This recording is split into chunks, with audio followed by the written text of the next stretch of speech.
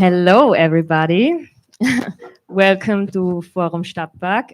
Welcome to Fortress Ohnmacht and our first event of the discourse series Facing Ohnmacht. Also, hello and welcome to the audience who are watching this via stream. We can already see Verónica Gago on the screen. Hello, and unfortunately, the weather in Toulouse is not that good. So Elsa will only be heard today without video. So for those who don't know me, my name is Sara and I'm responsible for the Society Politics program in Forum Stadtpark. And me and my colleague Rivka Saltiel, who is responsible for the City in Space program, organized this discourse series, which deals with Ohnmacht and puts focus on the topics of patriarchy, housing, and climate. So today we want to continue the discussion about Ohnmacht with the thematic focus on patriarchy and Ohnmacht. Ohnmacht has different meanings, and it's not quite simple to translate it in English, but in today's context, it can be translated as powerlessness with a systematic character. And in view of increasingly precarious existential arrangements, rising domestic violence, femicides as a symptomatic of capitalism and patriarchy, it makes sense to talk about powerlessness and strategies of empowerment. And feminist thinkers and activists reveal how the patriarchal capitalist order of a society constantly attacks our everyday survival and have long sought for collective means of voicing the experiences and facing Ohnmacht in solidarity. So welcome to that. And now I want to introduce our speakers of the event, Verónica Gago, Elsa Dorlin, and Ren and Julia from Streik Graz, a feminist collective. And thanks for joining us tonight. We are very looking forward to your contributions. But first, a few words about you, Verónica. Verónica Gago is a professor of social sciences and teaches political theory, economics, sociology, and sociology at the universities of San Martin and Buenos Aires. She is also part of the Neo-Menos movement and the militant research collective Colectivo Situaciones, and is also active in Tinta Limón publishing, in the Tinta Limón publishing house, sorry. And her book, Feminist International, How to Change Everything, is maybe most known. So if you want to buy the book, it's back there. Come to us and you can buy the book. Then Elsa Dorlin is a philosopher and professor in the Department of Political Sciences at the University of Paris. She received an award from the Centre National de la Recherche Scientifique in 2009 for her work on feminist theory and philosophy, and among other things, she's known for her book Self-Defense, A Philosophy of Violence. Now to Streik Graz and Ren and Julia. Streik Graz is an autonomous feminist collective in Graz that addresses the injustice resulting from patriarchal, racist, capitalist social order. And inspired by the feminist movement of Latin America, they regularly take to the streets against gender-based violence, and they are very visible in Graz and known for that. So also a quick word about the procedure. The talk will last about 1 hour, and with 15 to 20 inputs from each of our invited speakers. And afterwards, we would like to open the discussion to the audience, where all of you can join the discussion and ask questions. And after that, there will be a music and artist program, but more about that later. So that's it for me. Now to Rivka. Maybe also for the organizational part, if someone doesn't feel comfortable with English and needs some support, we have Robin Klengel in the back who will give some whisper translation. So just join him for some German translation. Maybe. Genau, das ist die wichtigere Information. Robin Klenger hat sich bereit erklärt, eine Flüsterübersetzung zu machen für alle, für die es leichter fällt, auf Englisch der Diskussion beizuwohnen. Es gibt auch auf jeden Fall die Möglichkeiten, alle Fragen in der Diskussion auf Deutsch zu stellen und wir werden die dann gerne auch für die Speakerinnen übersetzen.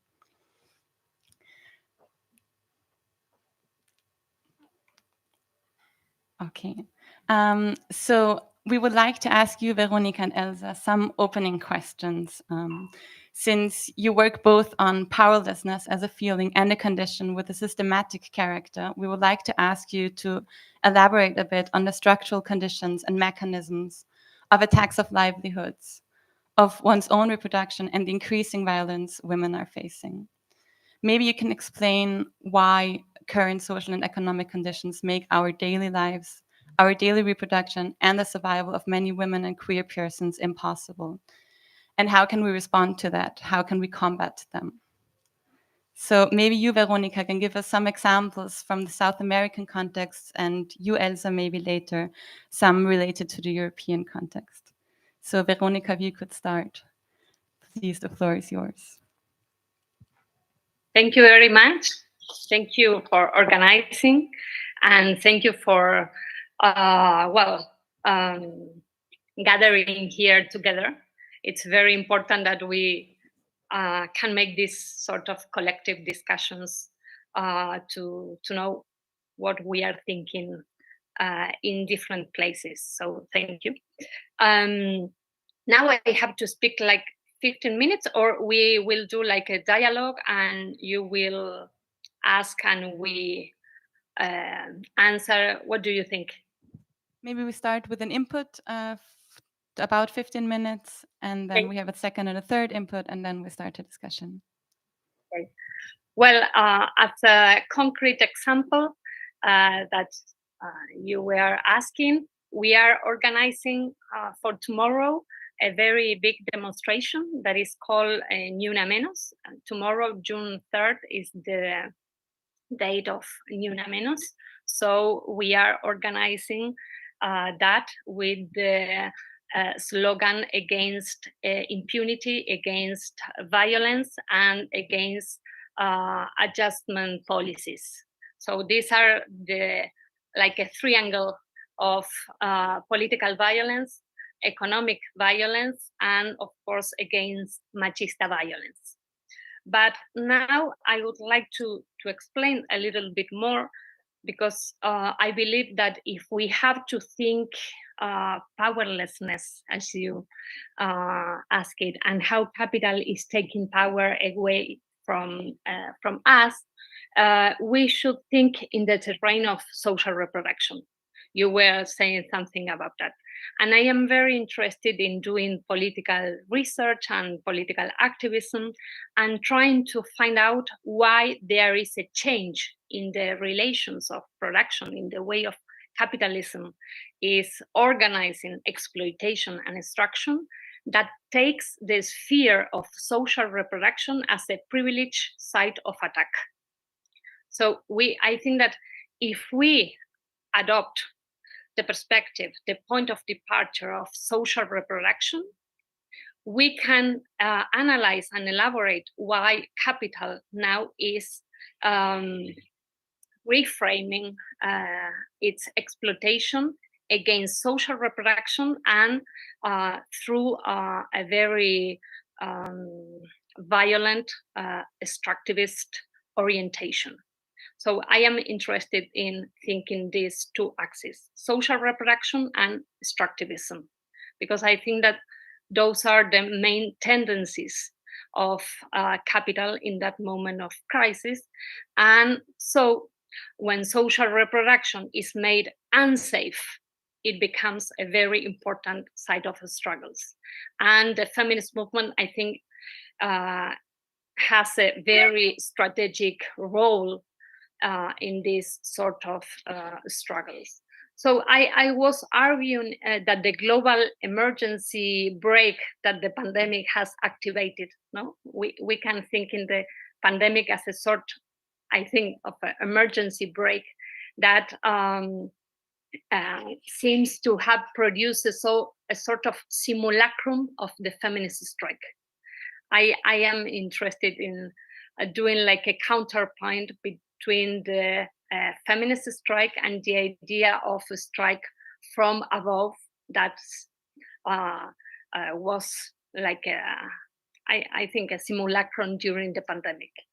In the first moment, this sort of inversion of the strike, I think, of everything being stopped at the global level was striking, but at the same time, in opposition to that idea of suspension, real estate and financial capital never took a break. So the pandemic, I think, comes to cut short a cycle of rising feminist mobilization and struggles. I think that the pandemic was a sort of a stop against feminist and popular mobilizations.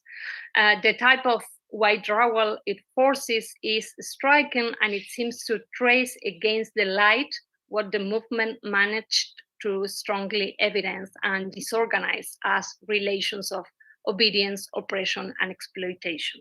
So I think that we can read in the pandemic as a sort of the other side of the different political relations that we were disobeying, and how the urgency to attend to the social reproduction unleashed by the crisis of COVID-19 translate as confinement to family and domestic spaces. So as a tendency, I think that the pandemic was a sort of undoing of all disobedience in relation to questioning of the home as a safe space understood in its heteropatriarchal framework. The retreats of the space of proximity also have an effect, I think, of classist segmentation on the city. Also preventing transversal displacement and transversal alliances that we were weaving. So the imposition of gender mandates with the urgency of the crisis intends to close the temporality of another crisis, the one opened by the disregard of those mandates of care tied to binary gender roles. So this sort of imposition of gender mandates after the great disobedience of the feminist strike, I think that is an important point that we have to take into account. The same tasks were vindicated in the pandemic in symbolic but non-remunerative terms as essential labor, for example, denying another fundamental element of the strike, the problematization of reproductive work as a synonym of unpaid work.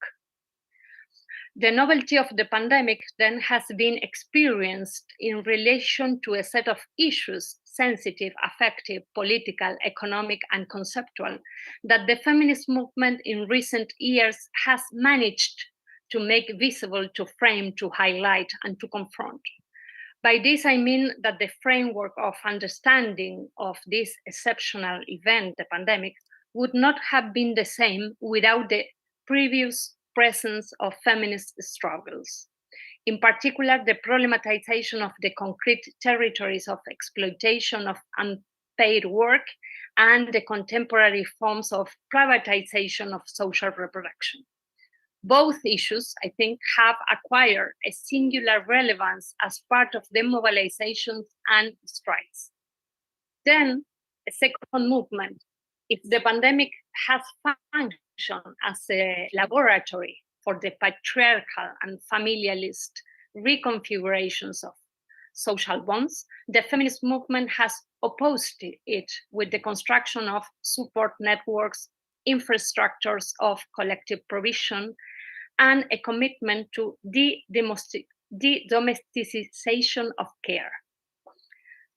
It is possible to point out that these practices, what Judith Butler formulates as the ethical question of interdependence in the pandemic.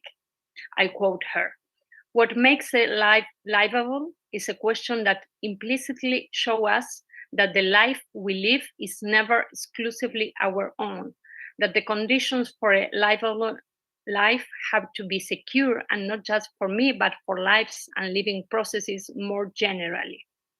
She argues that this idea of interdependence is impeded if the notion of private property that describes my body and or presumes my individuality is accepted as a methodology. I think that the feminist cycle of very radical and massive feminist struggles has succeeded in making feminist practices constitute a way of extending the limits of a body that is linked to territory, inventing a language that speaks of body territories, for example, to think the connections between ecological crisis and the possibility of other non-proprietary sovereignties.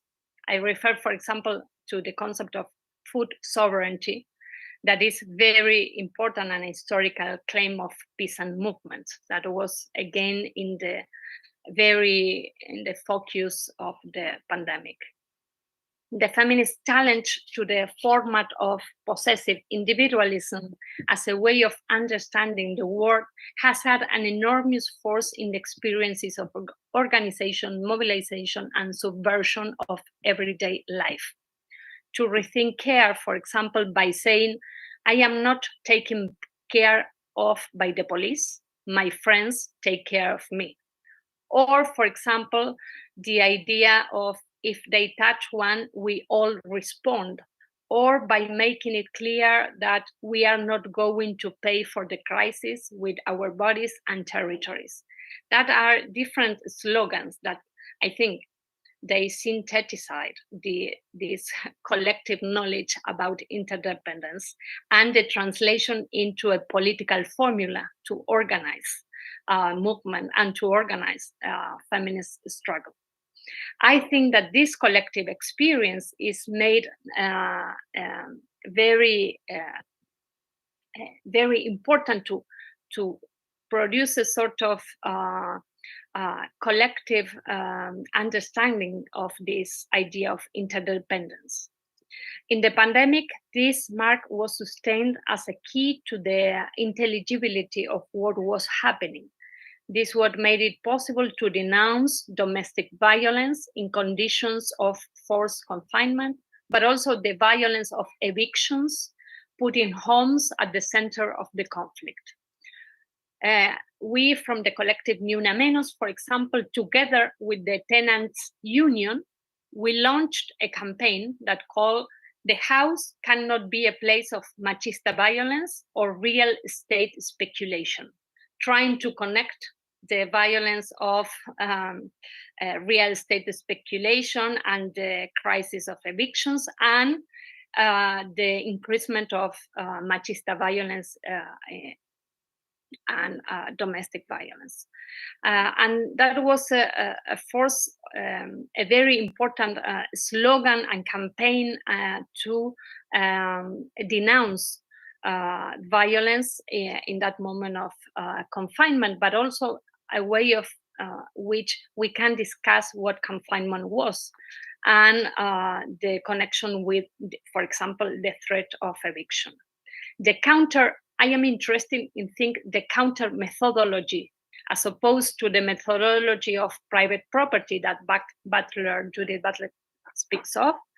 I think that this counter methodology was sustained in the practices of trans feminist networks, the pandemic, capable of making a collective body when everything became an invective of isolation as a paradigm of security.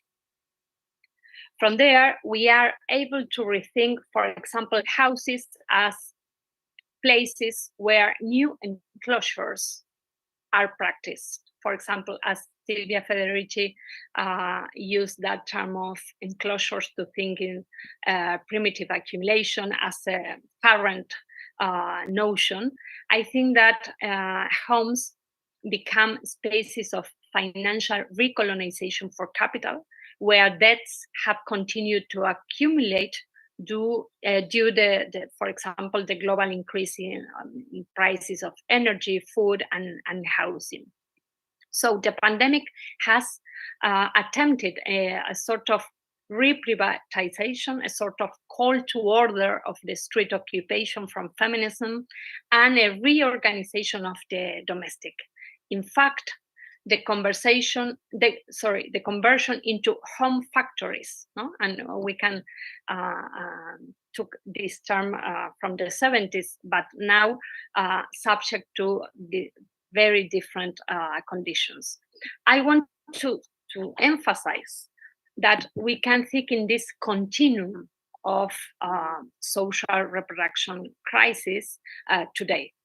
The idea of exit from the pandemic, in fact, takes place in new scenarios of impoverishment in Latin America with record numbers, and also with the acceleration of destructive dynamics that has had here a boost in terms of monopolistic concentration and brutality, and now continued by the war and its geopolitical agenda. In our region, in Latin America, and in Argentina in particular, the extractivist advance is reorganizing the territory to the point of fragmenting it into militarized zones, divided among transnational corporations. We can also speak of a war that now unfolds in the fields of social reproduction. I think that could be a useful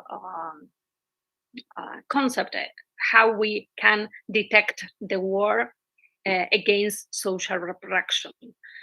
And just my last point, I think that we are experiencing very difficult conditions in terms of collective organization. Popular and feminist organizations are forced nowadays to provide immediate solutions to still in a state of emergency. So all our different popular and feminist organizations are obliged to answer to this emergency call every day. And I think that this is a very counterinsurgent idea, no? To confine the political and feminist organizations to urgent social assistance, for example. And of course, the margins of time and energy for creative organization, for assemblies are all the time in dispute with the urgency of subsistence. So we are now confronting those disputes over time for political organization. So for us, and this is my last thing, for us it was very important, the process of assemblies that we were doing the last month, to rethink together how to conquer again political time to organize. So thank you very much. Thank you, Verónica, for your input. Thank you also for stressing the importance of housing and evictions. And I will use this to advertise the next event of our series. And on October 13th and 14th, we will take 1.5 days to work on housing and evictions in a context of Ohnmacht and the Ohnmacht year. So there will be more time to elaborate on that more in depth. So I would like to ask you now, Elsa, to elaborate or expand a bit more on how you work on powerlessness in your work on self-defense.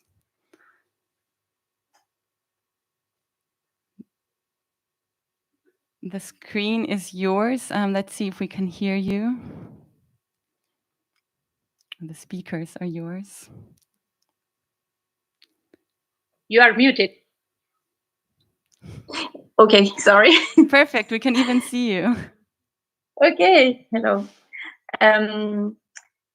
Yes, thank you. And I just want to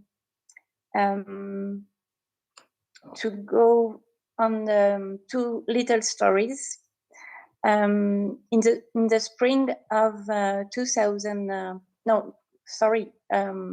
last year, just 1 year ago, in June 2022, a young girl from high school students took advantage of French President Emmanuel Macron, who visits to our town to question him in these terms. Mr. President, you're putting men accused of rape and violence against women in charge of the state. Why? And in the spring of 2023, during the great social movement in France, for especially for the question of social rights, young girls were raped in police station in France. So about self-defense, I just want to bring the debate on police and feminism right now. And the question, especially in France, the reflection of patriarchy and authoritarian neoliberalism. And in this context, for me, my position is all political engagement and all the movement and the radicalization of feminism in France and in Western Europe is a question of self-defense. The police violence and the question of the apparatus of rape is part of the patriarchal governmentality of the people in neoliberalism. And in this governmentality, population is now a kind of dirty mass, to be beaten, disciplined, and a territory of rape. So I think we have to reflect this question of police violence and to think the question of the continuum of neoliberal violence, from sexual violence to police exaction in Western Europe, that is to say, in democratic state. And this is, for me, extremely a question of a vital question, because right now the narrative of human rights and the narrative of democratic police in Europe is obsolete. And at the same time, the belief, the most part of population don't believe anymore in capitalism like a way of accumulation of individual rights and economic assumption. So we have two kind of break. The question of the people don't like police, you know, the love to the police, because police have to protect population and to protect citizens and protect women. And this narrative is today absolutely seen of neoliberalism. And the second believing is about capitalism, like soft capitalism and social state. That is to say, we could imagine that the capitalism has to end, because we want to defend a form of livable life. So you have these two kind of resistance.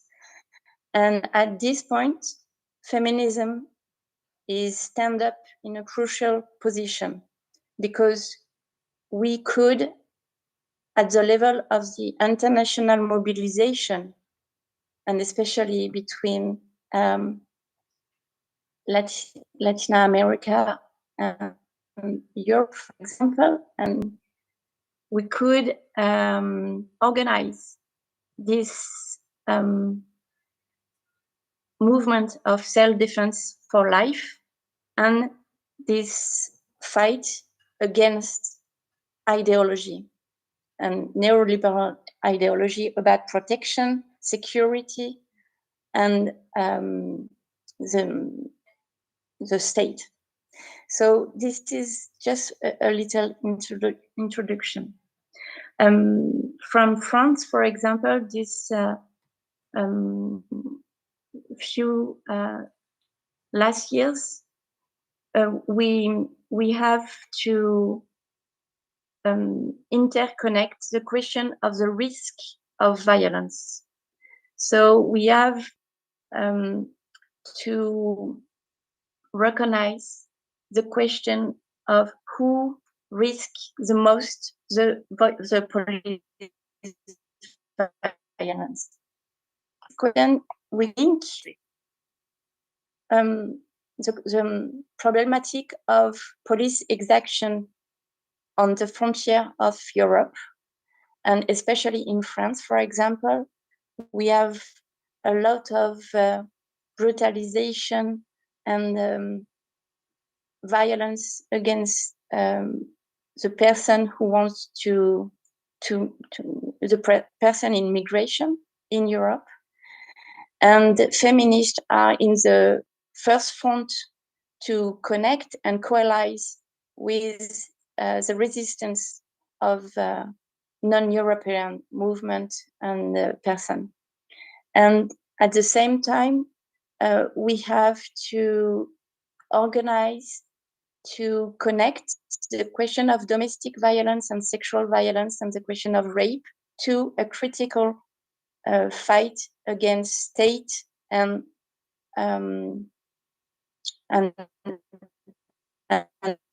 police right now in Europe, because we have in France several ministers and several politicians who are accused of rape, and we have a kind of precedent.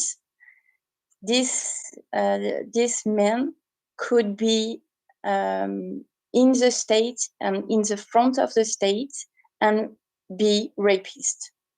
So you have right now it's a kind of legitimacy, a supra-legitimacy. And for me, this is the sign and the symptom of a new alliance of patriarchal neoliberalism and a kind of extreme brutality. I just want to talk about this question of experience of police brutality. I think we could have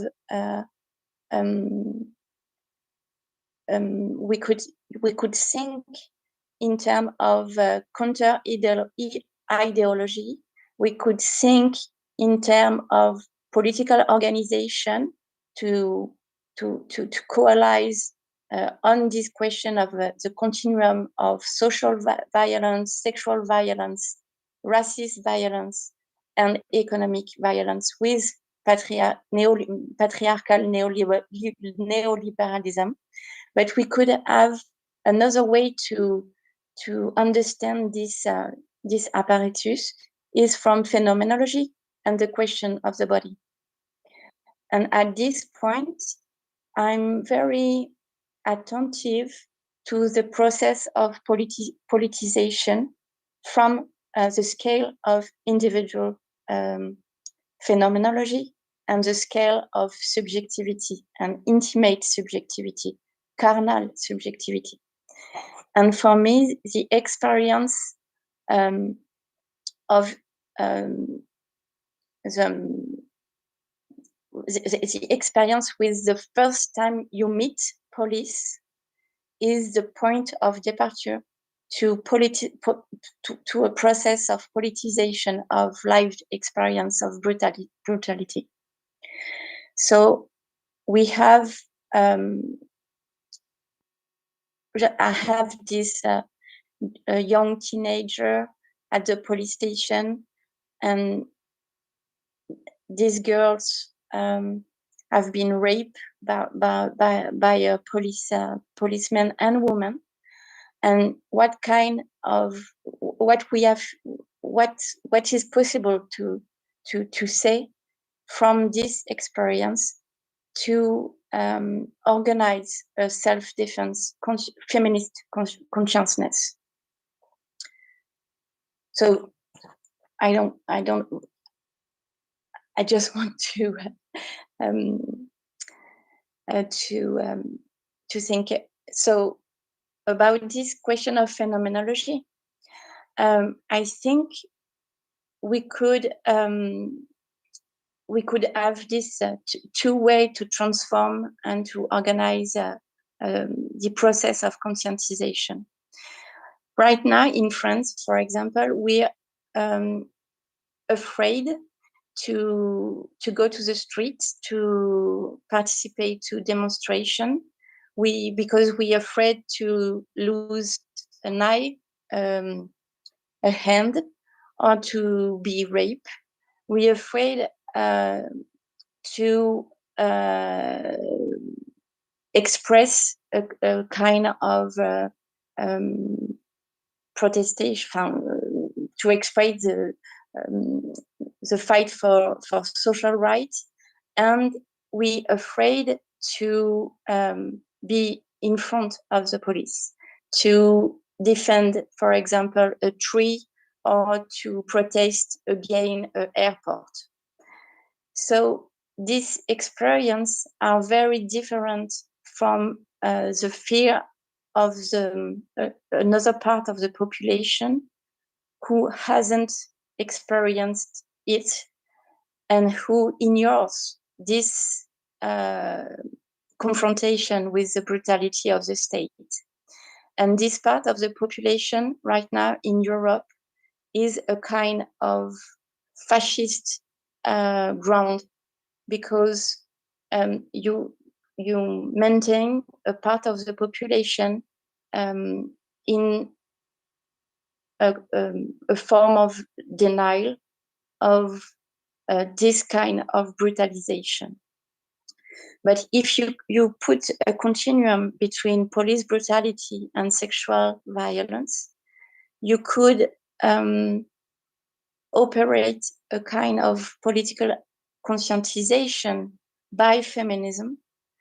And this feminist consciousness is already a kind of resistance to police state and repressive state.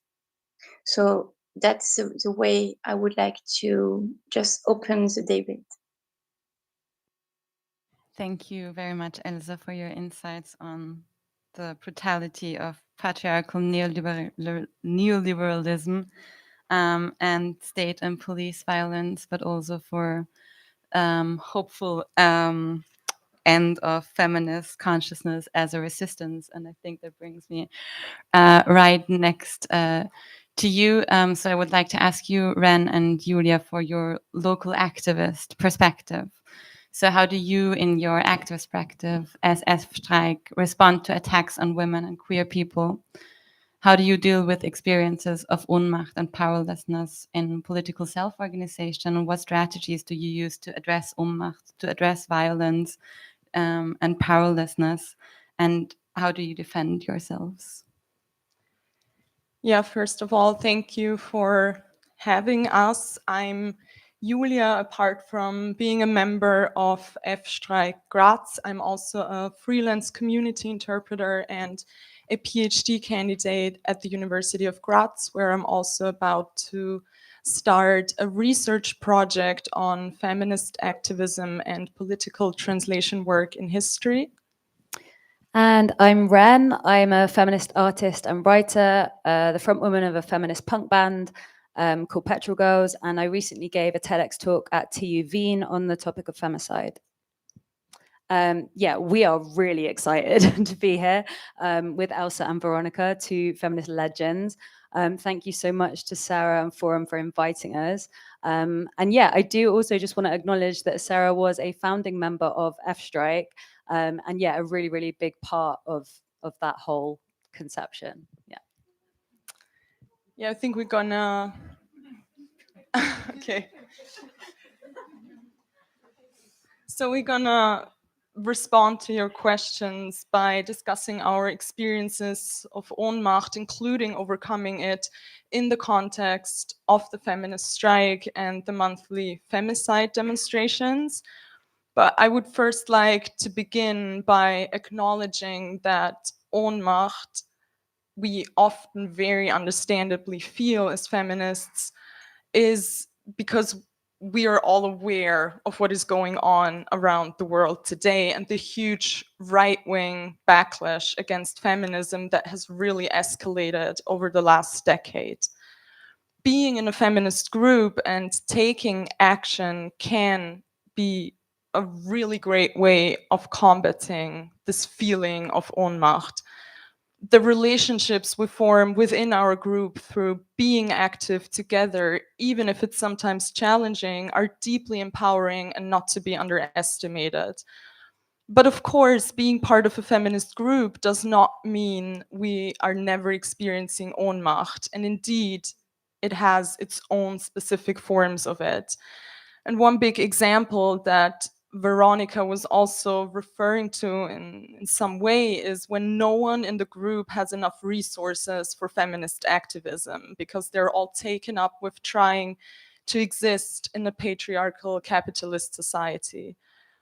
And various members of the group are also affected by the intersections of racism, homophobia, and transphobia, which adds another layer of Ohnmacht and of being able to do feminist activism. And yeah, well, the capitalist patriarchy is not some abstract political idea that we fight against. It is something that each of us also battles in our daily lives and which therefore contributes to feeling a sense of Ohnmacht very often.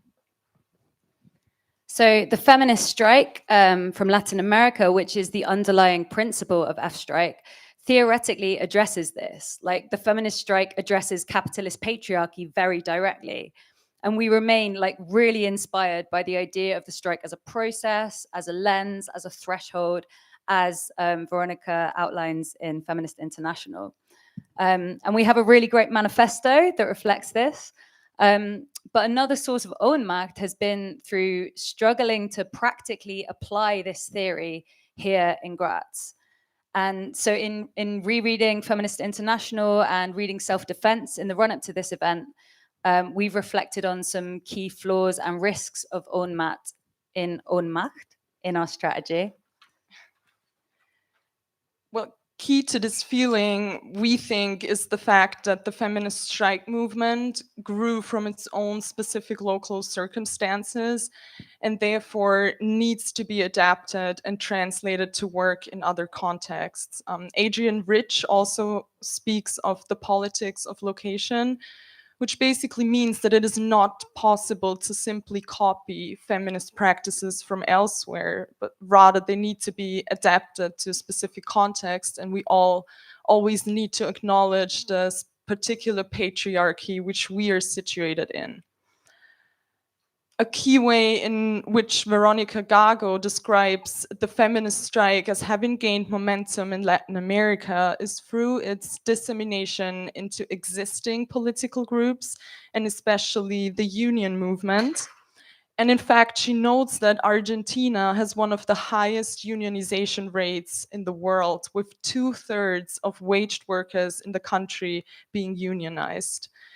Austria, by comparison, and we've looked at some statistics that back this up, has an extremely low level of strike action. And it feels like beyond the radical left, you'd have to convince most people here of the value of even a normal or traditional form of strike. And also the radical left itself feels very small.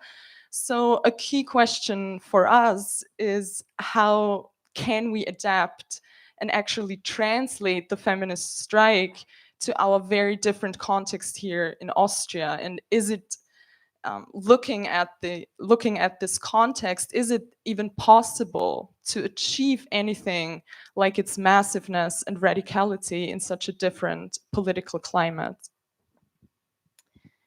The feminist strike movement in Latin America, of course, also grew from the mass mobilization against femicide, the Ni Una Menos movement. And this mobilization against femicide is another aspect that we have taken a lot of inspiration from and tried to adapt to our Austrian context, but where we very much confront and even run the risk of producing Ohnmacht. So these demonstrations take place on the last Thursday of every month, 17:30, 5:30 p.m. at Griesplatz. They were initiated by F-Strike in June 2020 and are now organized by a collective of groups, including F-Strike, Grantifa, the Supporties, and Schwarze Raupe. And yeah, I just want to acknowledge how much strength and inspiration and the opposite of Ohnmacht that I personally gained from being part of this group. We can even claim one victory in that since we and other groups such as Claim the Space Vienna, Ni Una Menos Austria, Aufstand der Schwestern, etc. have been holding these demonstrations across Austria and making femicide visible in public space, we have seen the media reporting on the topic change quite considerably. And this is really not insignificant. A research paper by Julia Schnepf and Ursula Christmann in Germany recently proved the impact that the media has on the way these killers are perceived, and thus supports that the romanticization of femicide downplays the structural aspects and reinforces the social attitudes that cause this violence in the first place. But of course, media representation is not the same as the dramatic social changes that are needed. And in the face of a consistent, if not rising rate of femicide, and especially having done these demos for the last 3 years, we nonetheless find ourselves confronting Ohnmacht. As Julia mentioned earlier, patriarchy, including gender-based violence, is not an abstract concept that we are fighting. It's something that shapes our lived experience. And this resonates with something that Elsa writes in Self-Defense, her recognition that for some, the question of defense does not disappear when the moment of overt political mobilization ends, but is part of a continuous experience, a phenomenology of violence. And I think it's really important to acknowledge the Ohnmacht that some of us have felt in our own experiences of violent men or in supporting those in relationships with them.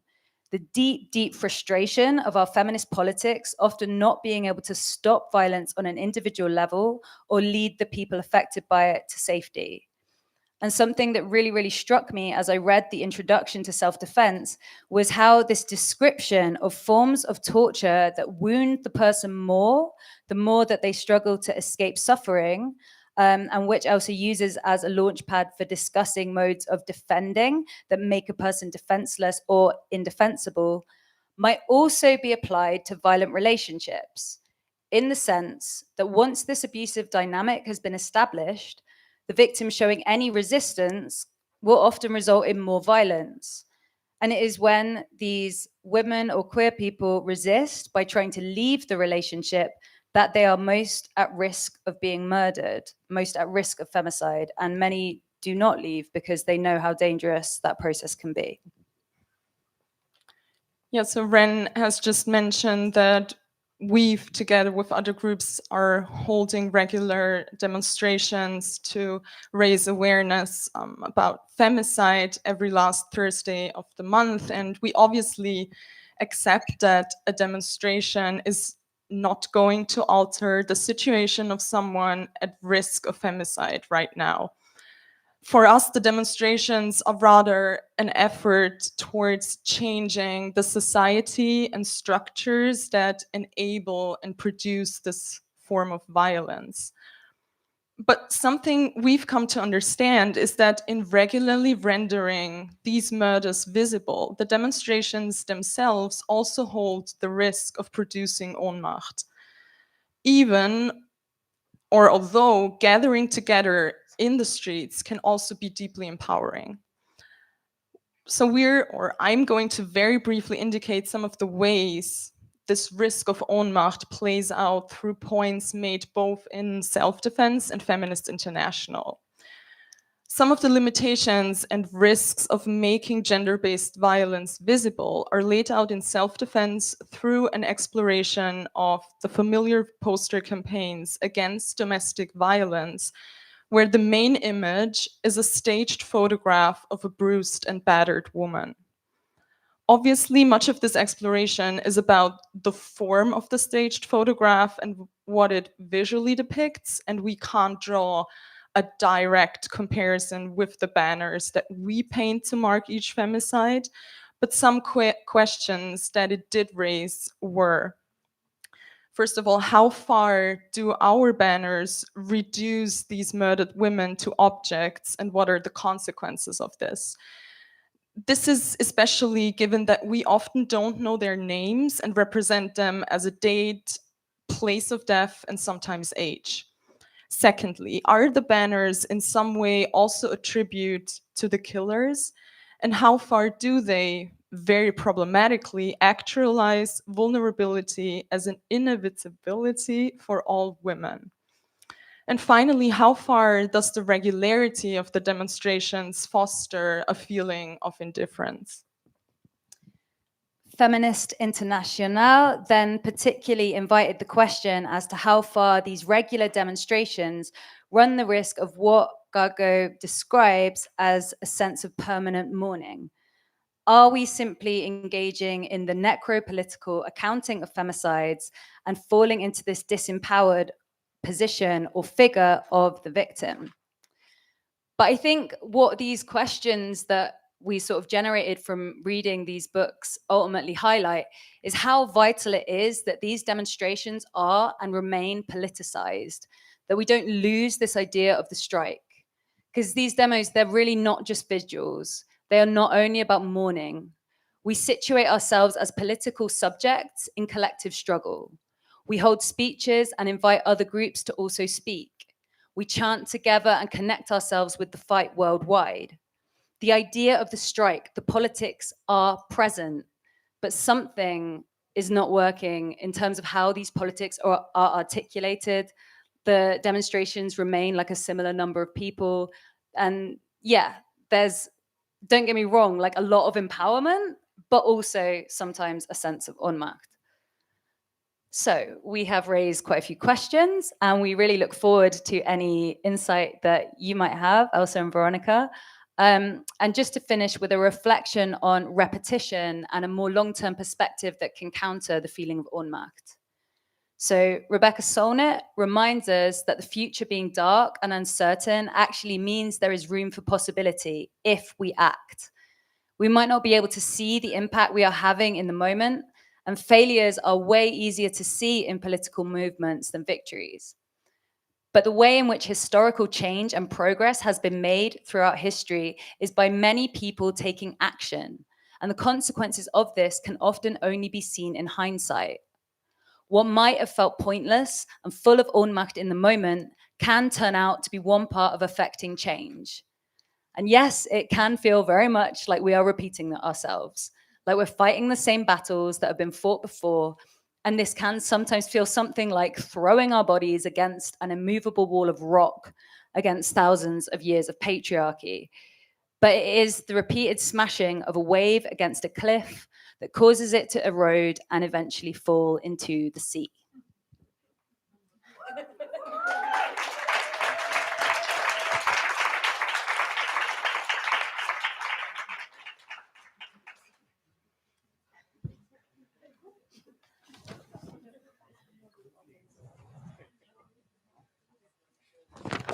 Well, thank you so much. There's not too much to add from my side. I think it's time to open the floor for the audience. Or do you, Elsa and Verónica, want to respond maybe first? And the audience can think of questions. We give you 3-4 minutes of time. And Elsa and Verónica, do you want to respond?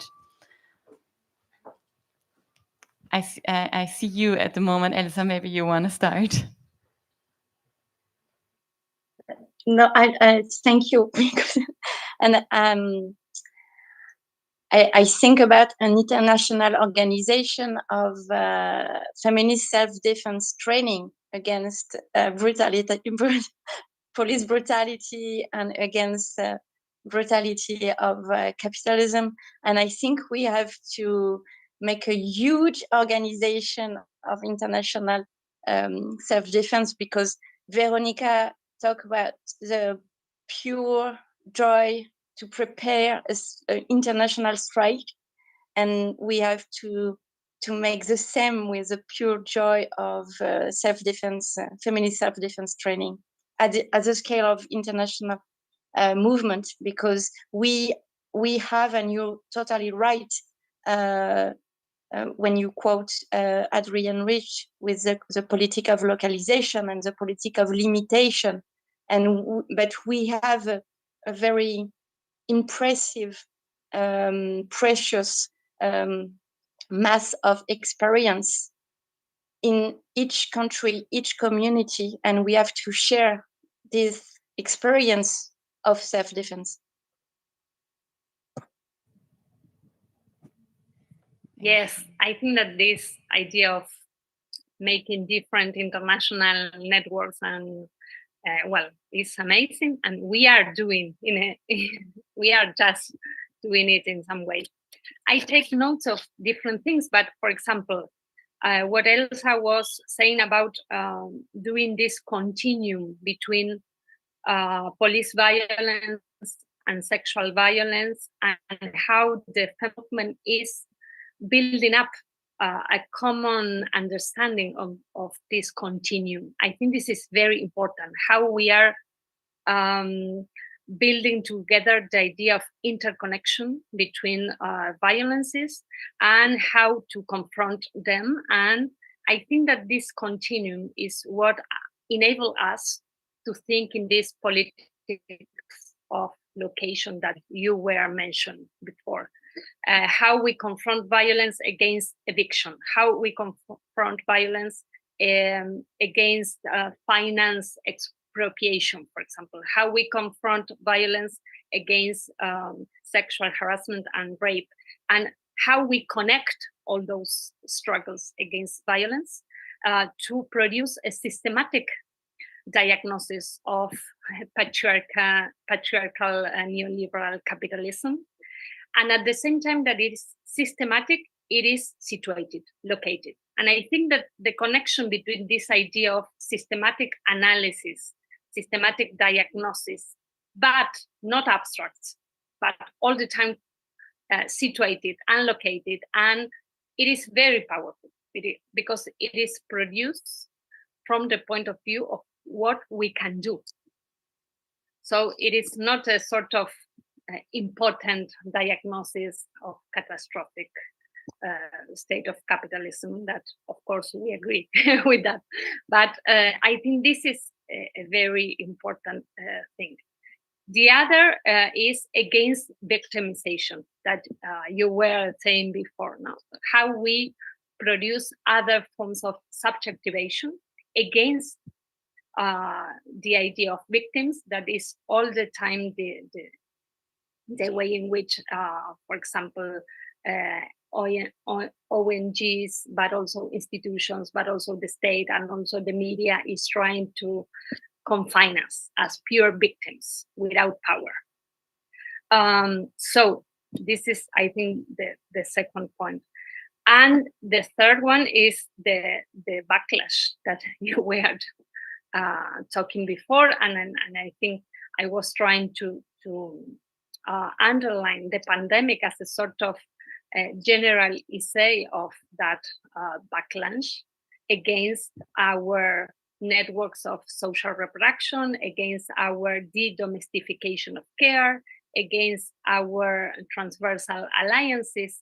So I think that now we have to respond, and well, we are in that. Thank you. Let's start with some responses from the audience.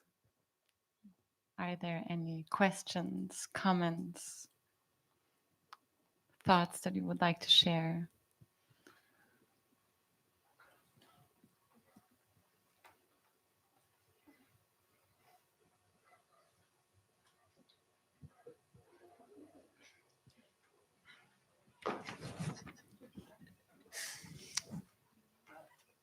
Yeah, we have one question over here. Hello, thanks a lot for the talk.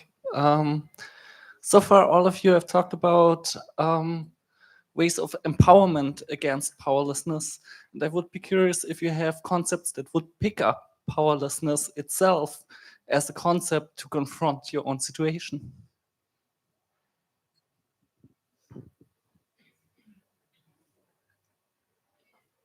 Is this question directed to someone in particular?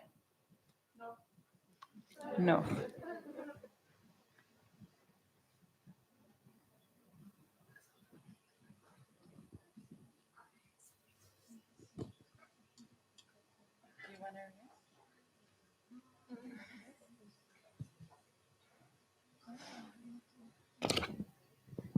Yeah, I mean, I just don't think that powerlessness is like a useful way to think about experiencing patriarchy. Like, it's obviously something that we sometimes feel, like we sometimes feel a sense of Ohnmacht. And I think in our discussion, we kind of brought up different ways that that has taken place. But I don't think powerlessness or like taking up this position of the victim is like any way to confront our situation. And I actually think that this sort of position of the victim is very dangerous as well. Like, it's not only like a disempowering position to put yourself in, but also if you perceive yourself only as a victim, you run the risk of ignoring the harm that you can cause to others. And I think, yeah, off on a tangent, but whatever, this is something that we see like with the sort of transphobic feminists that can only seem to position themselves as victims. And I think you can see that the way that they conceive of the trans community as like a big threat comes from not being able to position themselves in as anything other than a victim of violence.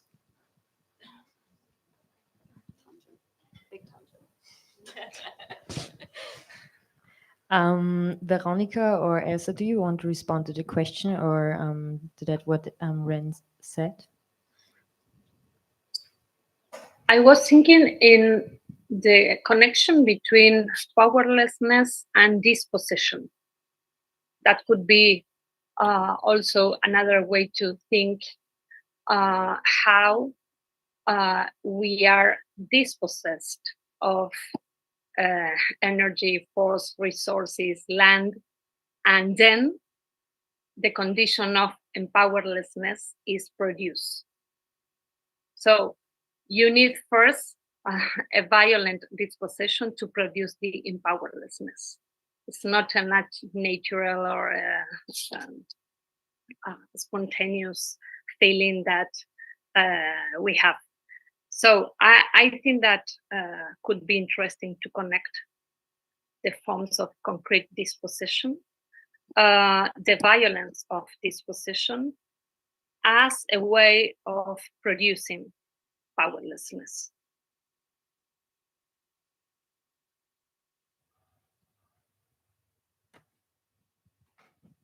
Elsa, do you also want to respond? Yes, but I don't understand exactly about powerlessness, about how own situation. I don't know if the individual situation or context or political situation.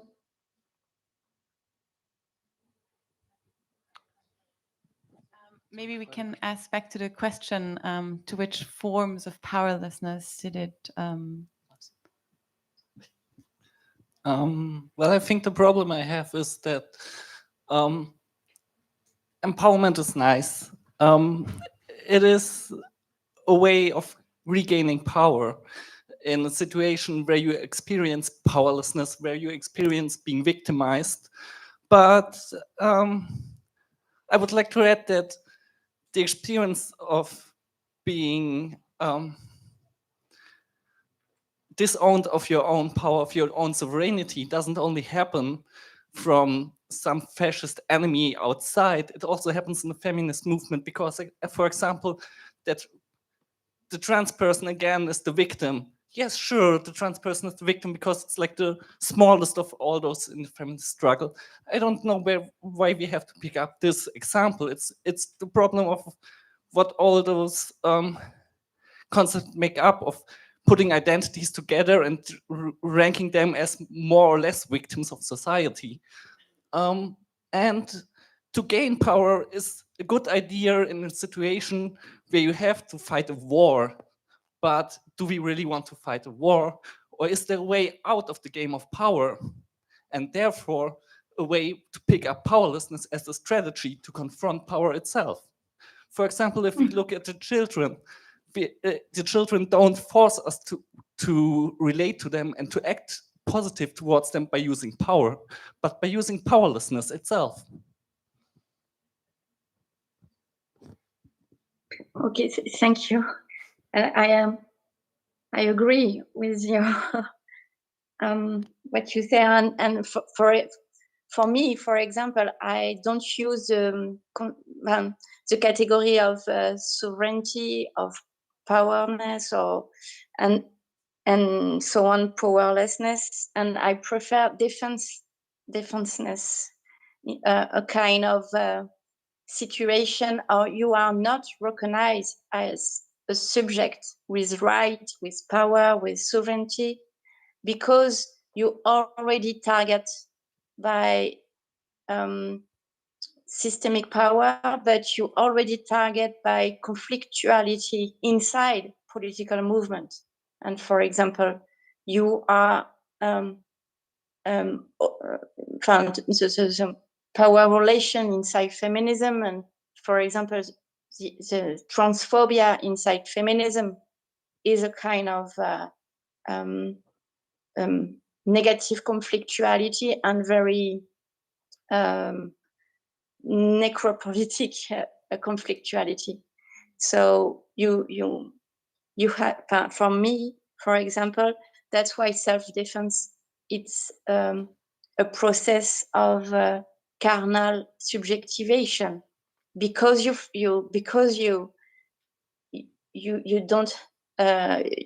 don't exist as a subject, so you are in another way to think and politicize and becoming a subject. So and I think about the question of dispossession and powerlessness, and I just want to make a little remark about a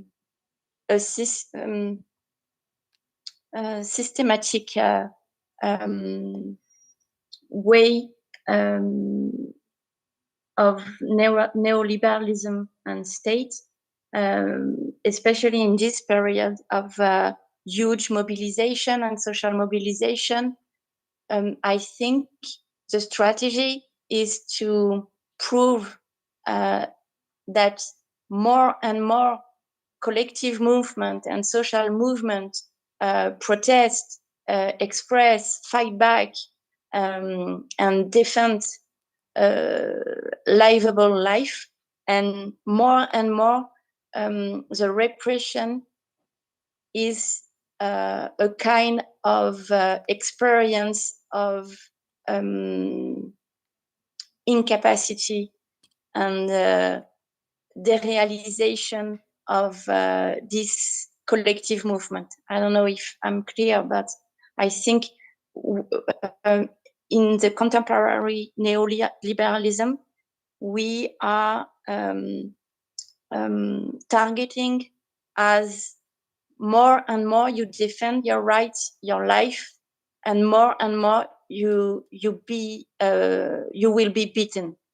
You're in the kind of course, yes. So I don't know if it's very clear.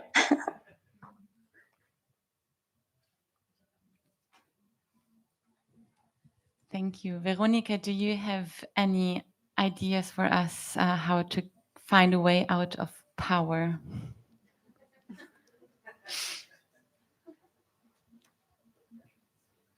Oh, it's very big question. Put it like that. No, but I think that that we have to recognize our collective strength as a first step, because we are experiencing that kind of force. And the backlash, the right-wing backlash, the brutal police violence against this derealization of collective movement that Elsa was talking about, I think that is a sort of negative recognition of our strength. They are doing this sort of backlash against our capacity and against our, well, I think especially against our capacity to make alliances. I think that this is, for me, the central point where we can discuss, we can be not in the same, I don't know how to say, ideological field with different social movements or political organizations, but we are organizing in very strategic terms alliances against some objectives. And I think that this is a main target of the neoliberalism, to divide us in different struggles and different vocabularies and different sets of ideological identity and so on. So this is why I'm very interested in how to nourish massiveness, not in an homogeneous idea of unity or things like that. I think that the massiveness that the trans feminist movement is achieving, it is very related with our heterogeneity as movement, with our different genealogies, but we have common objectives, and we have a sort of political imagination about how to build those alliances. That is, for me, a very important, I don't know how to say, very important, again, strength of our capacity to do together.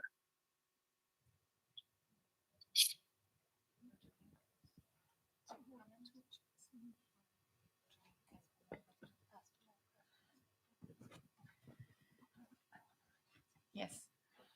Yeah, I think that what you just said, Verónica, is also something that we've come to realize recently, because we were, for instance, when it comes to the femicide demos, it was for a long time only like our group organizing them, and now really forging alliances with other groups and like carrying this topic, and also the responsibility to think, to reflect upon this topic and to find ways to act upon it, was also a way of gaining more strength and visibility, I think.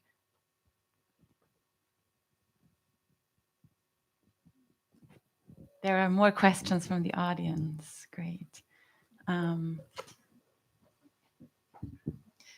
Thank you very much for all the talks. My question goes along the lines of what I kind of interpret also as abolition theory that was presented today. So this question of abolition, polices, prisons, and the idea also against privatization and so on. And I think my question comes also from recent movements, how to negotiate, coming from demonstrations and protests, then to political actions. Should that step even be taken on this level, or how can we negotiate these questions of abolition theory and then perhaps also strengthening institutions and really making this next step? And I was thinking along these lines also of past movements like Fridays for Future, but also the Arabic Spring years ago, who then had this mass movement, but the political actions sometimes were lacking behind, or these radical political actions that where perhaps the objectives of the strikes were then not taken in place. So my question is, how can we kind of negotiate this whole critique of course, nation states, political institutions, prisons, and so on, but at the same time, we're living in this reality, like Julia was also saying, we're living in a patriarchal capitalist, white supremacist society where these institutions have so much power. So I think it's a question where there's maybe no clear answer, but I was just thinking along these lines of how do we negotiate this? How do we move then from protest, mass mobilization to political actions, while at the same time strengthening institutions, but also maybe resisting these institutions? So I feel like we're in this ambivalence and contradictions, but I'd be happy to hear your thoughts, coming from also different places than Austria, where we're certainly not this big strike culture going on the streets, like the French, for example. So thank you very much.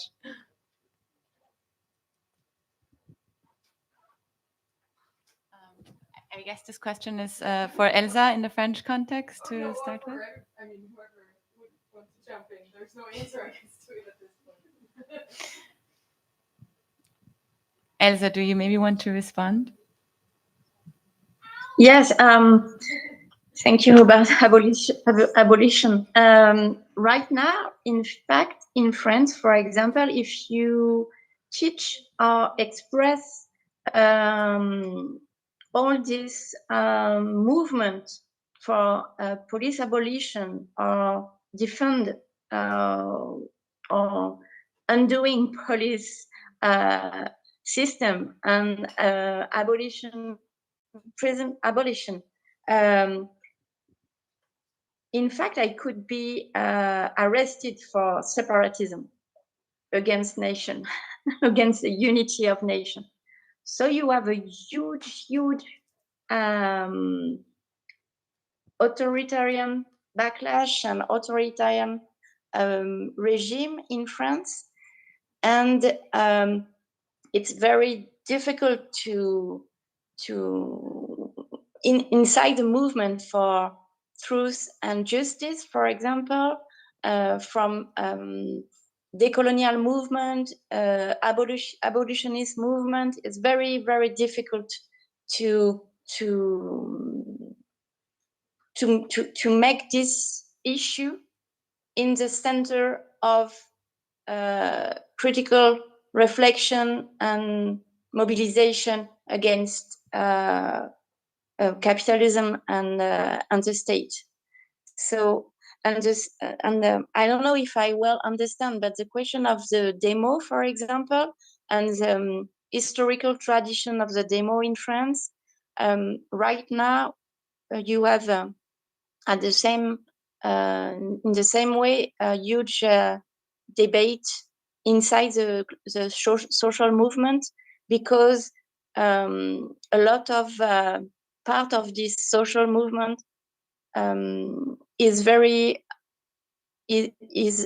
critical about the form of the demo, because huge demonstration on the street with the question of a kind of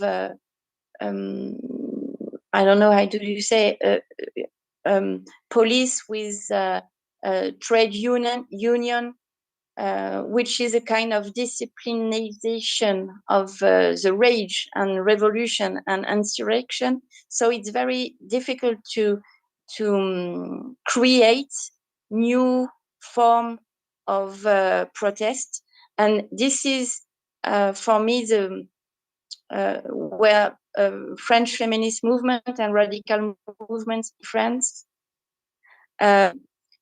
want right now to impose new form of resistance from feminist movements and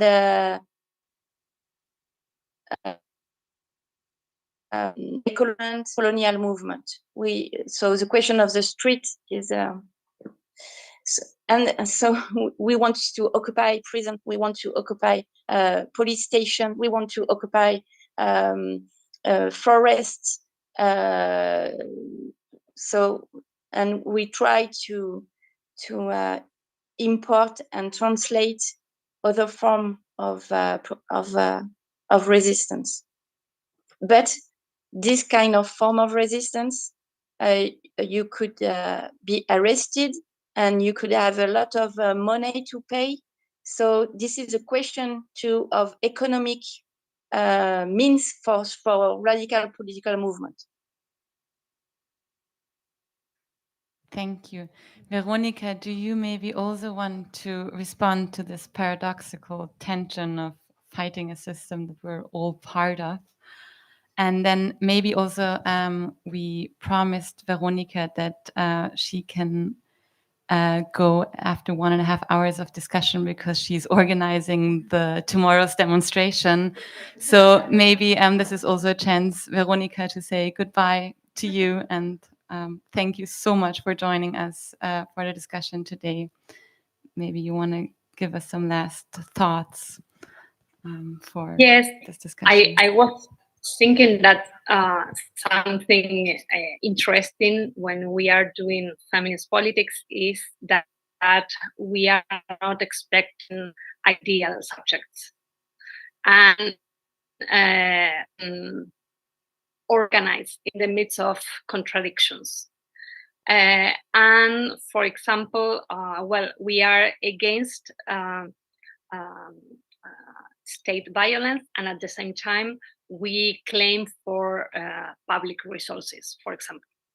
And at the same time, we are, well, discussing against prison. And at the same time, we are trying to think what other kinds of justice we can invent. But I think that the intelligence, the collective intelligence of our movements is that we can simultaneously discuss and practice those different levels of actions, that we are not ideological pure in that sense, because we are in a praxis, and in the praxis you are embedded in our everyday life. And for example, for the alliances, we connect with very different groups that maybe they have other ideas of social change or other political horizons, but we need to affirm our points of strategical alliance. So I think that for us, this is very important, how to build this massiveness in terms of a way also to relate and manage with the contradictions that we are embedded in, and how to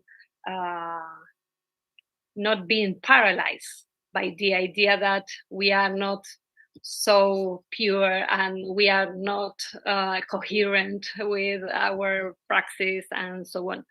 And I think that we have political orientations, for example, and we are very clear against police violence. We are very clear against extractivism, and we are very clear against certain things that function as a political orientation.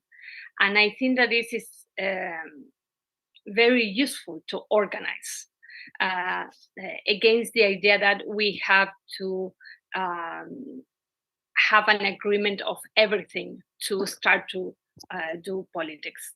So I think that also it is another level to discuss how neoliberalism is a battle in our subjectivities, and how we realize of that, and how we produce other practices of political subjectivation to combat and to fight against neoliberalism as a way of subjectivation also. So I think that those elements are very important, but I think that the feminist movement is very like well trained in trying to connect different realities and to do something with the contradictions, to live with contractions without a feeling of being paralyzed. And thank you all for the event. Thanks, Elsa. And well, yes, I have to go now. Thank you very much. Thank you very much. Bye. Have a nice day tomorrow. Bye. Thank you. Okay, I saw some hands raising. Like, are there questions in the audience right now? Yeah, nice. Thank you so much. I have a question to everyone involved about, I think, what was called politics of localization.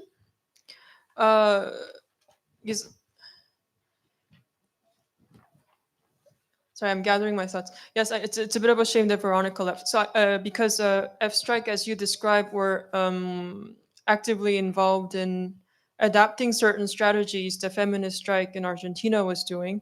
I was wondering what that meant for you concretely to adapt something and create a manifest.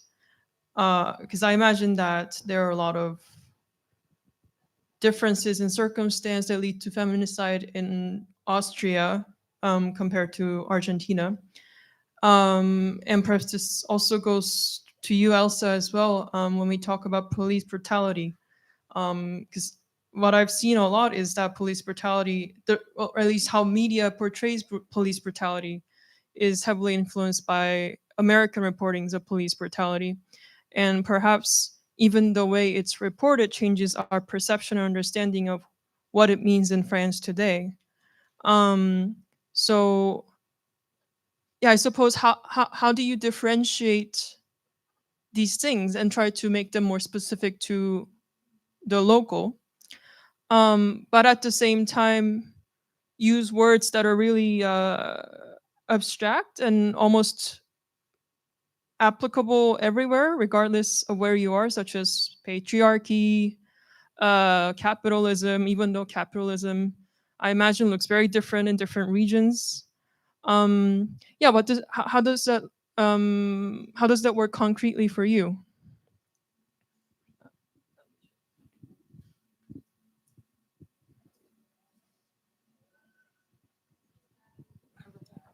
Okay.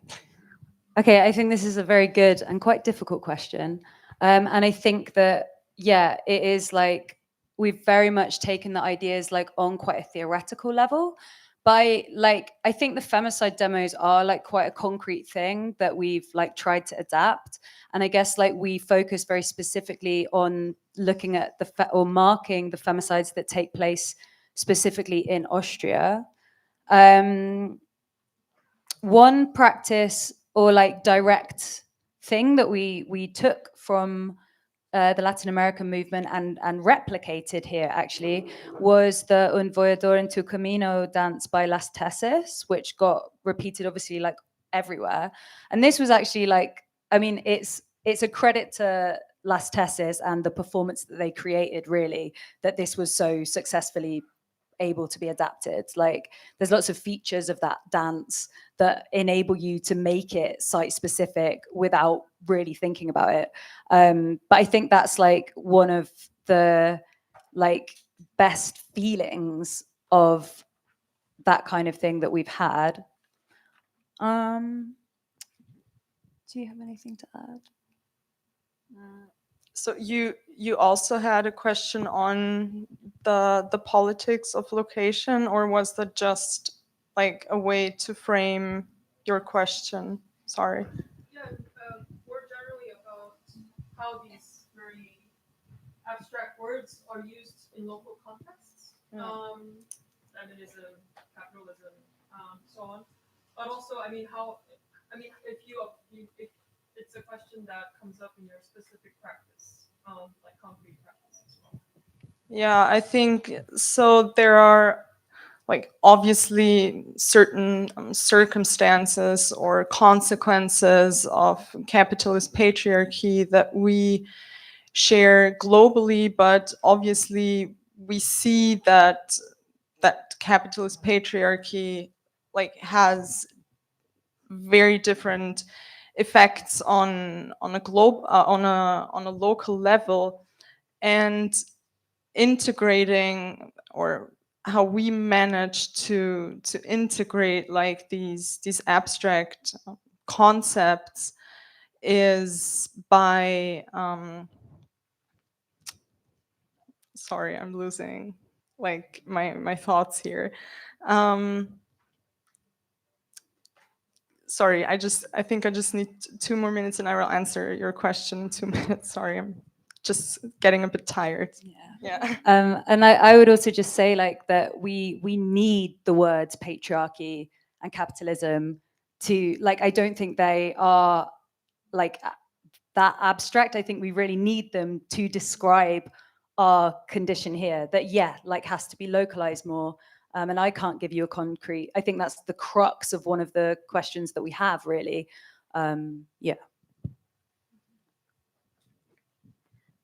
Elsa, do you want to respond to the question?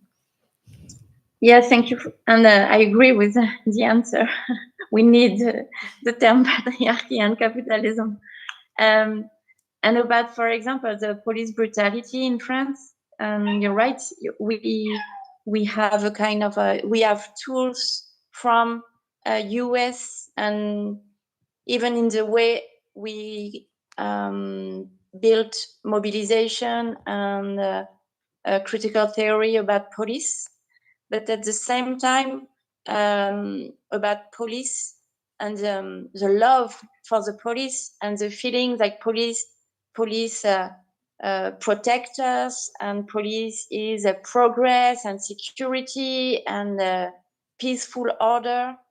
All this construction is from hegemonic production, from Hollywood, from TV show, from US production. And this is a huge movement, ideological movement, a transatlantic movement, or US European movement. We live in the same schema of representation, and this schema of representation determine how feeling, how perception of police, and even how experience of police brutality. So for me, we have to see the genealogical construction of ideological movement, and we have to be at the same time, of course, very attentive to local expression of this apparatus. And in France, so yes, and the second point is about especially the specificity in France, because I talk about the police brutality, and I talk about the rapist minister, and I think in Europe at this moment it couldn't be possible for a minister to stay in the head of the state with accusation of rape, and it couldn't be possible, for example, for the head of police to stay when police kill people or mutilation, I don't know, how do you say, but use, for example, lethal weapons. So we for me, my position, and we have to be very attentive to the laboratory of new way to repress population and people. Yeah, I think I'm gonna give it another go. So I think I was starting like the wrong way around the first time. What I wanted to say is that there's of course a need to like contextualize or frame specific issues, issues that result from patriarchal structures locally, but we need terms that can be understood universally or are also used on a global level to underline that the issues that we are fighting are not just like a local specificity, but that these issues are systemic and a global reality that's rooted in patriarchal structures.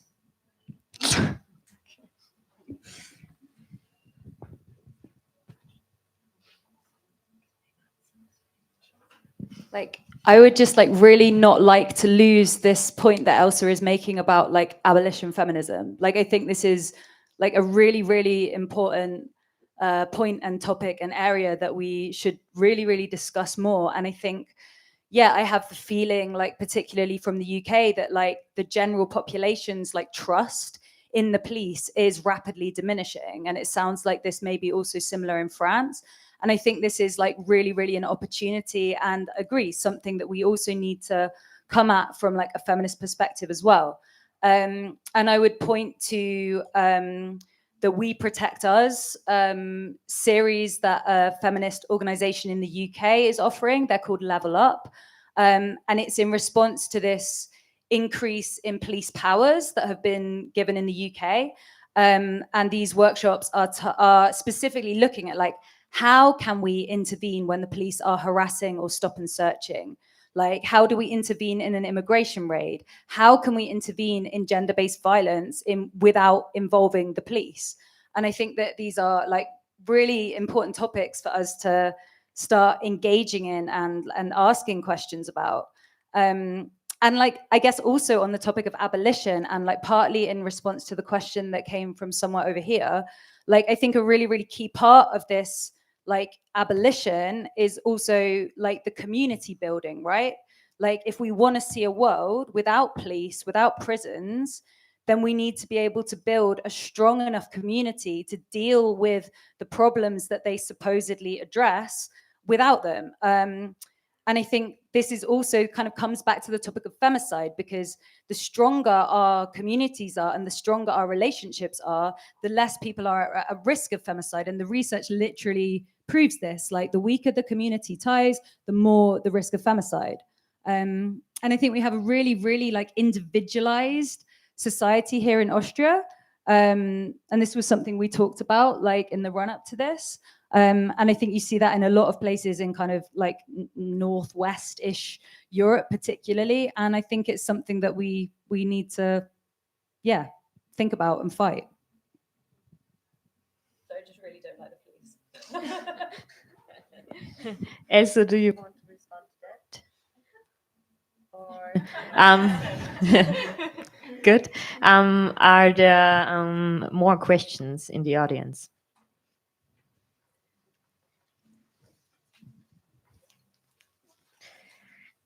Yes, there's one question. I think what I find is that you should maybe go to the root of patriarchism. And maybe that starts when some men said, crazy men, that they won't make the nature underneath. So women said, and this time we should live with nature and respect the nature. This is the feminine principle of Mother Earth in this case. So this root will make already is a tree, and with many fruits. And this is maybe can be the beginning, that people find out what is the root of everything, like why is man, and this military, and this is all based on man power, and that maybe would be a good solution. I think it's not a question, maybe it's a statement. Mm-hmm. Thank you. Thank you. Are there any other questions in the audience?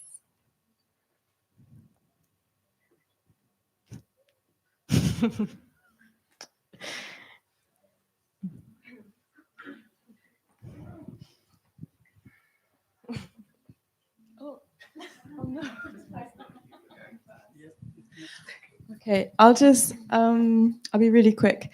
And it's about mourning, because we're talking about so much violence, and possessive individualism, which came up earlier. And this kind of idea or the continuum between the neoliberal subjectivation and the possessive individualism. And maybe this connects back to this question we had earlier about how to get out of this game of power. And the role of, like, maybe because I just had this feeling that there was a kind of resistance to mourning. And I don't understand why this is, and why do feminists not want to say anything about mourning? But if we don't mourn, we are stuck in a loop of melancholia, and we're going to go round and round again, and we're going to disempower ourselves.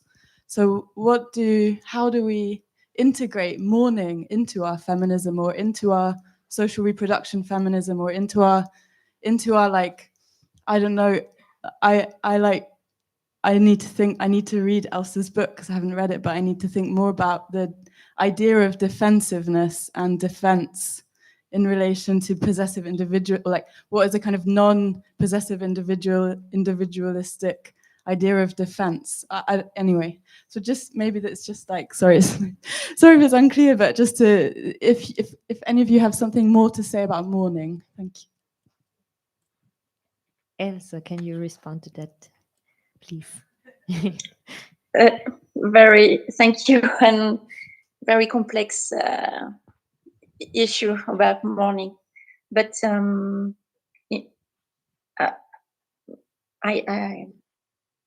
you have a very long and deep tradition in African American feminism or Afro descent feminism, and about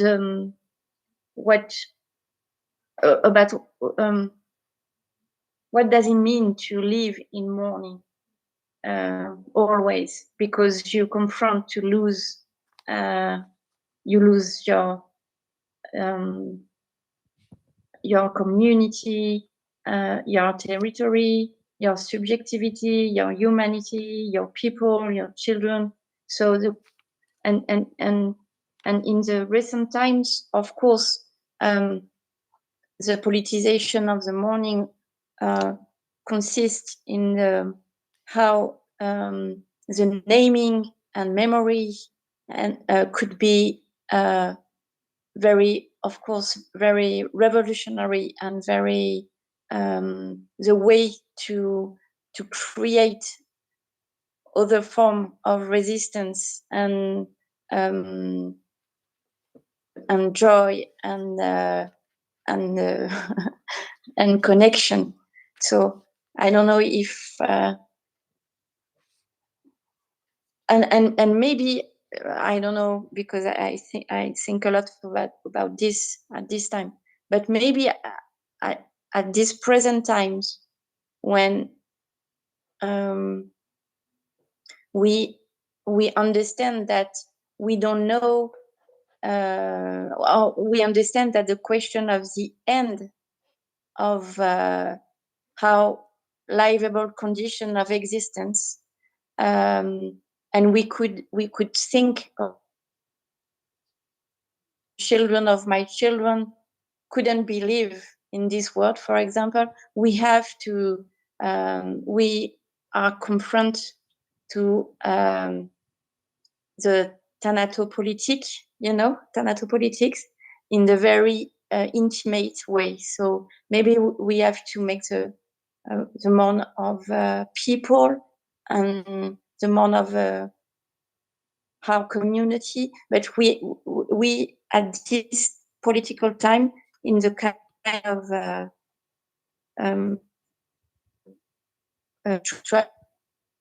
tragedy, because we have to fight to save a possible life, so in the immediate way, So I'm sorry, I don't want to be very, but the issue of mourning is very important for me, and I think, of course, you have all the reflection from Judith Butler, but from Black feminism too, from June Jordan and Audre Lorde, and so, and even, of course, Kimberly Crenshaw about police brutality against a woman and trans woman and say her name is a way to politicize and to make the morning an act of resistance. So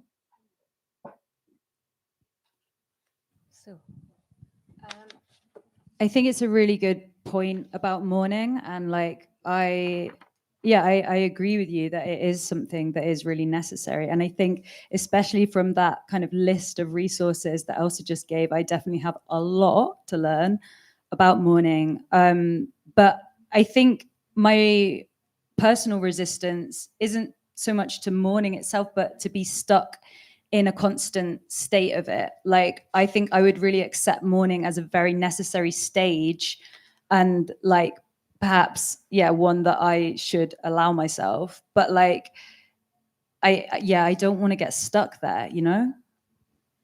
Yeah, I think what we were trying, or the point we were trying to make when we raised the topic of mourning, was that for us, it just created at a certain point a feeling of like indifference, like because it was constant mourning and we weren't really feeling mourning anymore. Do you know what I mean? So so we were just asking ourselves, well, why is there no like emotional response anymore, although we are dealing with such a heavy topic that really should like trigger a lot of emotions. And yeah, I think that the indifference that resulted from the regularity of mourning, like that's just my understanding of what we were trying to say here. There is one ad hoc question, and then we finish with this last question. I would like to reply to you. And also we are talking about the mourning issue in the last plenum, right? And so I'm not an academic. I will use simple words, and I came a little bit later. So I put it in my very own words, and I try to make it. Because, so I think like we have since, and maybe I repeat what you already said beforehand, right? Because I came later. So I think we have this embodied trauma in our bodies, embodied trauma since centuries. And maybe it's like we are in the pot of soup, and it's very difficult to climb out of this pot of soup, or out of this, was heißt Schale?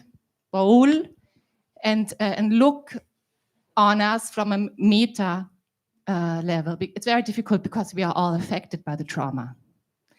And I think it depends a lot on one's very own individual reflection on one's very own trauma. And as we know, the numbers of sexual violence, not only femicide, but it's incredibly high. So alone in this room should be at least 20 people who have suffered sexual violence. And we are not talking about these topics. We are afraid because, I need a few seconds to catch myself.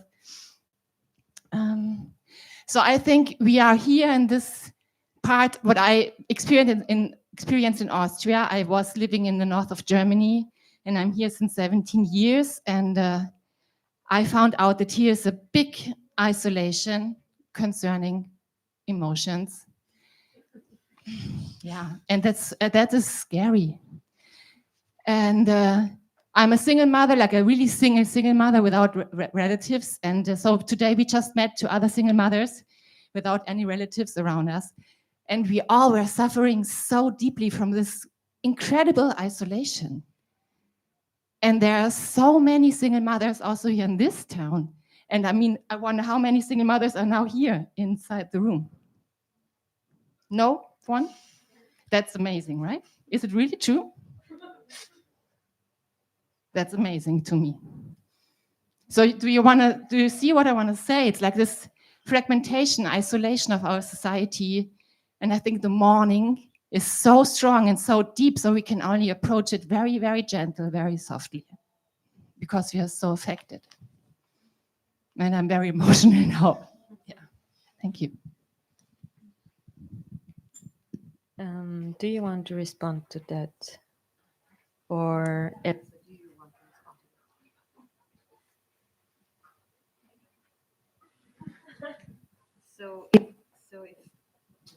I mean, I would Yes, just... Go. I just really wanted to briefly say that I think it's a really, really valuable input, and thank you for bringing it up.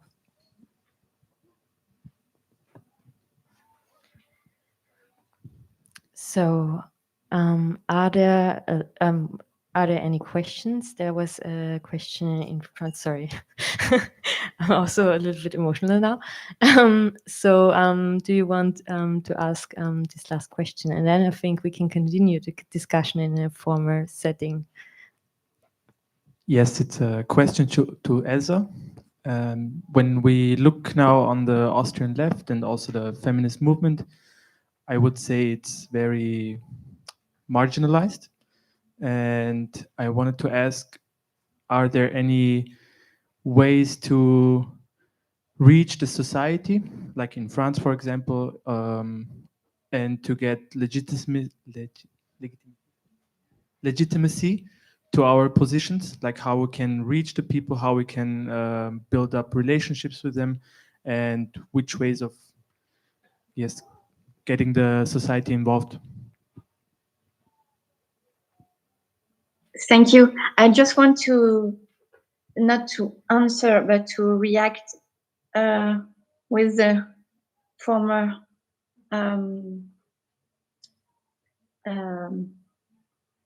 woman who talk. And I just want to say that it's very difficult for me because I don't express myself in my first language, so it's very hard to be connected with you, and to express what I deeply think. But I just want to share with you that I'm a scholar, and I work at the university in France, so I have a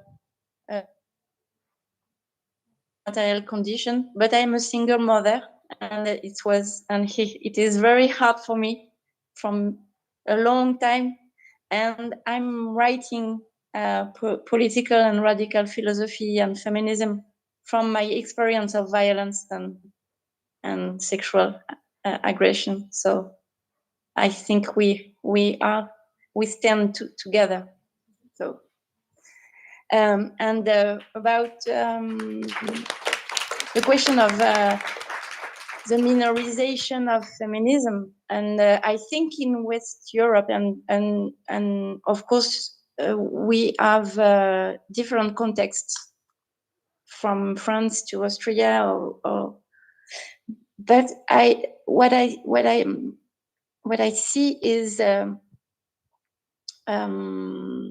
since 80s you have a kind of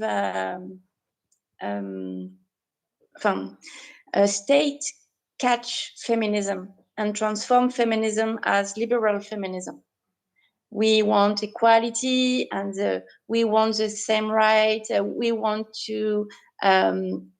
access to economy and liberal market, and so you have a long spoliation of feminism by state and liberal states.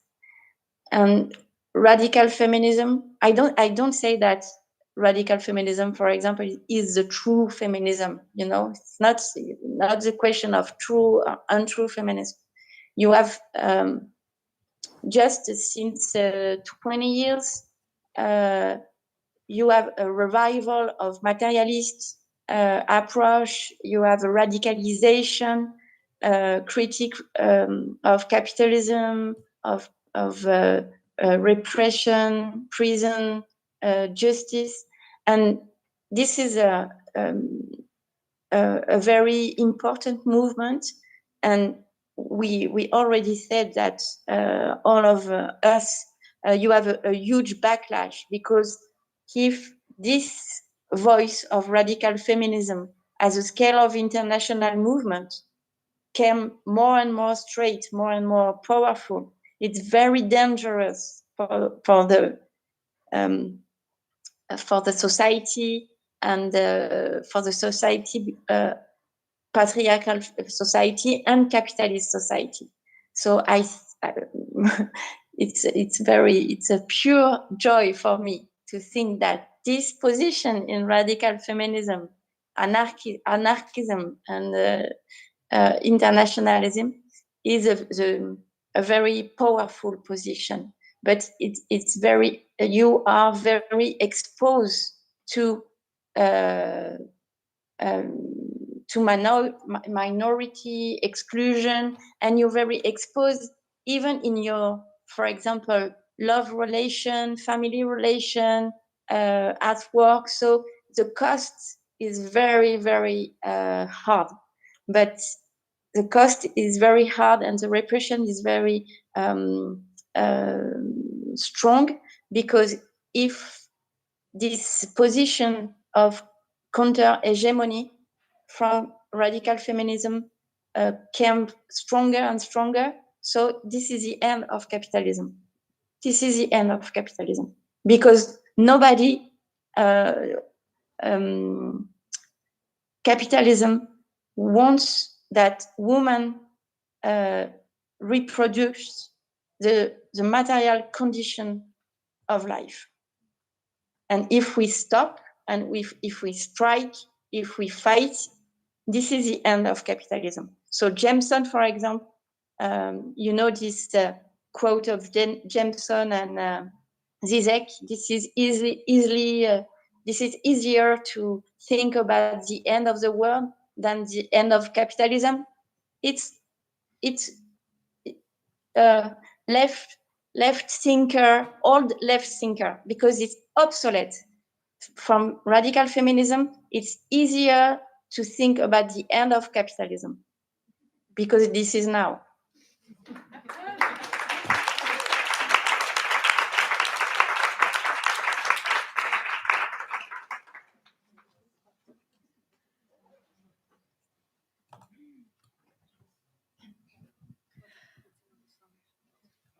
I think these are perfect words to end this discussion. Thank you, Elsa. Yeah, and of course, thank you so much.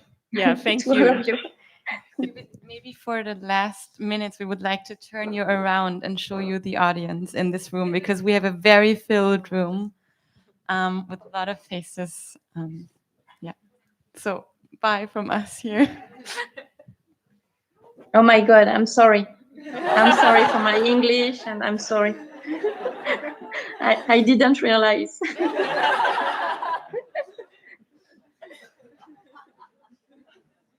Thank you so much.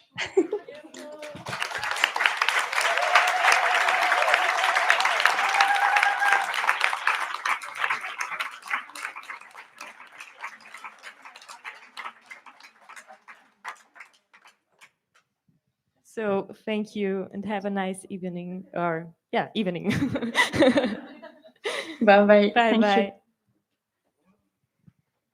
So, of course, the discussion can continue in a more informal setting.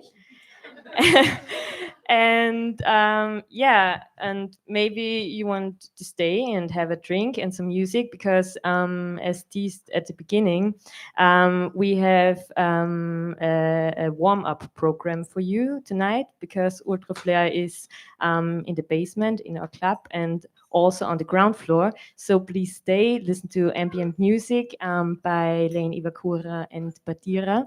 And yeah, and check out the scene presentation from the artist Flux. And yeah, stay and have a nice evening.